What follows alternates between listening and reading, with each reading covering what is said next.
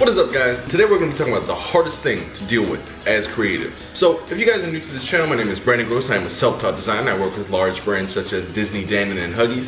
So with that, this channel is all about being the best designer you can be and getting paid like you should. So with that said, what is the hardest thing about being the creative nowadays? As creatives, our job is to, it's filled with passion to, build the best thing, create the best solution, etc.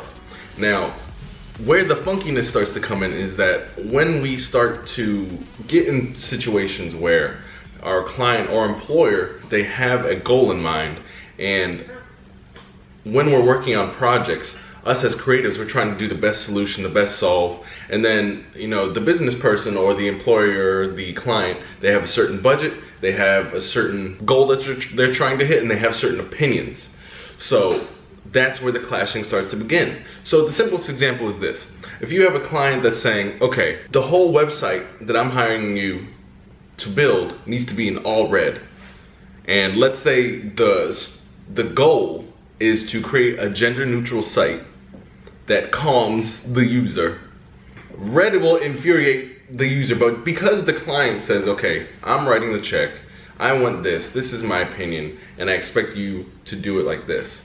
And you as the creative know that red is not the right choice, and especially for calming somebody and for a gender neutral site. So the battle is, do you want money or do you want to create something awesome? I'm not saying this is an easy decision, but the fight is between, do you want money or do you want to make something creative? Depending on which situation you're in, sometimes if you're in the need for money, you're gonna have to deal with what the client is asking. The decision is give them what they want or build something will work and that the market will actually like. And that's just with clients. This happens all the time in the workplace too. You create a solution and all the final decision makers and the employers, they're saying, oh, you know what, we don't like what you really did. We think, we're gonna take this opposite direction. And from what you've seen in the market as the doer and the completer of that project that's not the best way of doing it. But because you're there just to facilitate a certain goal of the business, sometimes your creative outlet, what you think is best is going to get shut down. Now, there's two ways to go about this. You can either get frustrated or you can understand the system that you're in and go with it and just keep giving the company or the client exactly what they want and just being like, okay, I got it. I'm gonna do exactly what you say. Or you can go to the creative outlet and just, put all your passion, all your creativity in these projects and be frustrated because there's gonna be some butting heads. Now, how do we really deal with this? So there's two sides of this that we've been talking about. You wanna be creative, you're gonna end up butting heads, or you're just gonna become a yes man and just doing what the client says and getting your money. So the initial problems with this is if you decide to be the most creative, yes, you're gonna have frustration, but you're gonna be fulfilled by the work. If you decide to be a yes man, you're not gonna be fulfilled with the work, but you're going to get an easy paycheck just by saying yes. Some solutions to this are, one, first, if you're on the clients, if you're doing freelance and you're getting clients like this, find better clients. And I know this is a thing that's easier said than done because, sometimes you're in a position where you need money. Sometimes what you might want to do is, as you're working with these clients that, you just need money from, spend time on finding the clients that you're actually willing to work with that have not only the budgets that you work with, but also who respect your opinion and knows your work and isn't a micromanager, someone that will actually let you do your job. Try to find those clients, because once you start finding them, you'll find more like them. Because right now, you're in a situation where you're working with people who are micromanaging, who just want to, cut you a paycheck and tell you to do exactly what they want, and that isn't going so well. So that's the solution for those who are in the freelance world. Find better clients. Look for people who actually have the budgets that you can work within and that trust your judgment and your actual skill. So in the workplace, how do you deal with this? Because it's always that battle of, the employer, the final decision makers, and then you. So you can make this work in the workplace. This can be solved by two things. That's communication and patience. Normally these situations happen when bad communication is in play. You have to take in the frame of mind of the employer and the business person. The business person is saying, okay, we need to get to goal A. And in their mind, they're like, okay, to get to goal A, we need to do this.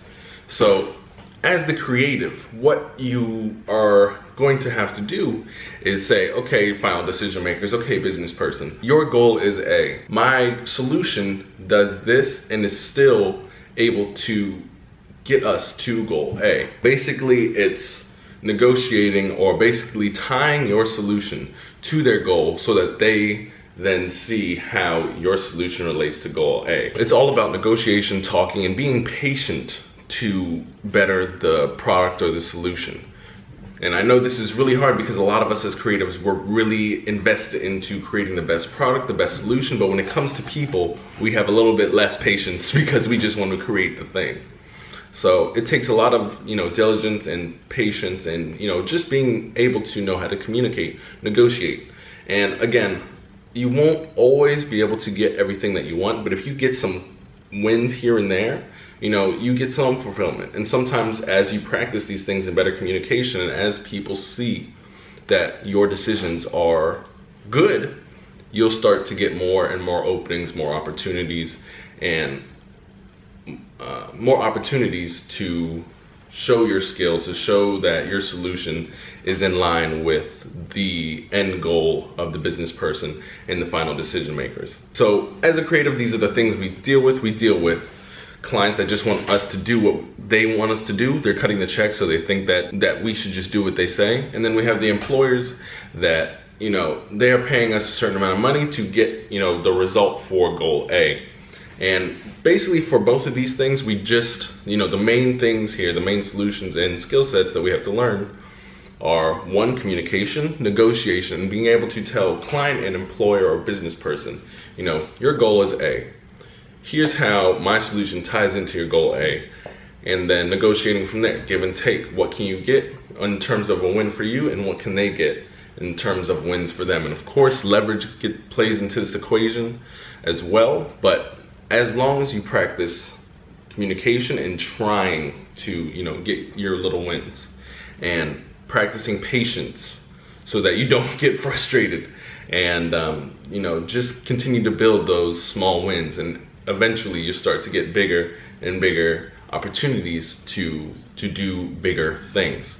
So with that, guys, 3 things to remember: patience, be able to negotiate, and remember, leverage always plays a part in these things. So drop in the comments what you think. What is a specific scenario that you guys had to go through where it was very hard to deal with the client or the employer, and how did you deal with it to overcome the frustration? So drop your story in the comments. And also, guys, I will see you guys tomorrow. Groce, self-taught designer, out.